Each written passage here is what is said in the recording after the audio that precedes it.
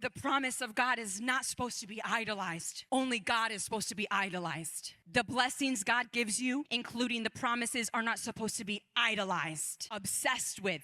And many people are idolizing the promises of God over God. So what does God do to get that idol out of the heart, the idol of the promised land? He delays the victory. And the delaying becomes the refining fire that brings humility, that brings true death to self, death to ego. Because when we're talking about the promises of God, when we're talking about callings and everything, there's always success attached to that. And one of the biggest things that most people want in life, the carnal way, not the spiritual way, is for people to be impressed with them, to look at them, wow, you're so spiritual, wow. Put them on a pedestal. Most people want to be put on a pedestal. But God wants us to desire to step down from the pedestal and go low and put God on the pedestal. So many people, they're literally not content with life, even though their life is so good. The biggest part of the promised land is having intimacy and relationship with God, peace, joy, contentment, and the inheritance of God of abundant life. Many times you're in the promised land already, but you think you're in the waiting room. You're seeing only the promised land as the promise. You see how that's idolizing. You want the promise more than you want intimacy with Jesus. You want the promise more than appreciating the blessings that God's giving you. The other promises are the icing on the cake. Many people's promised land is just to have a good night's sleep.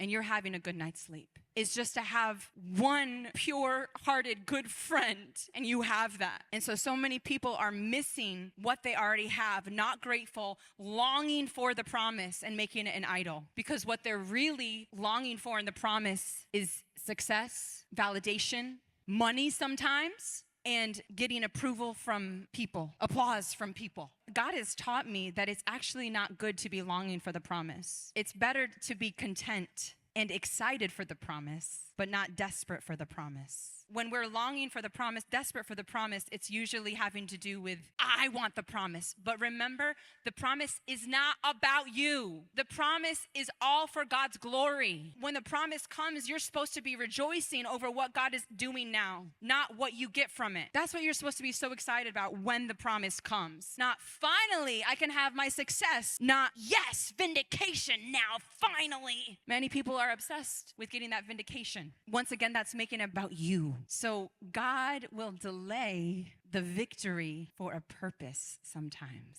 So it's important for you to understand that just because you're not seeing the victory right now doesn't mean it's not yours and it's coming. It's not time for you to start doubting. It's coming. It's delayed for a purpose. Sometimes we ourselves are delaying it, like the Israelites in the wilderness. They were the ones making it be delayed. But other times, it's just part of God's plan. He knows you need this amount of time of refining fire, of wilderness process time for your heart to not be idolizing the promise, for your heart to be refined into my character to be able to handle the promise.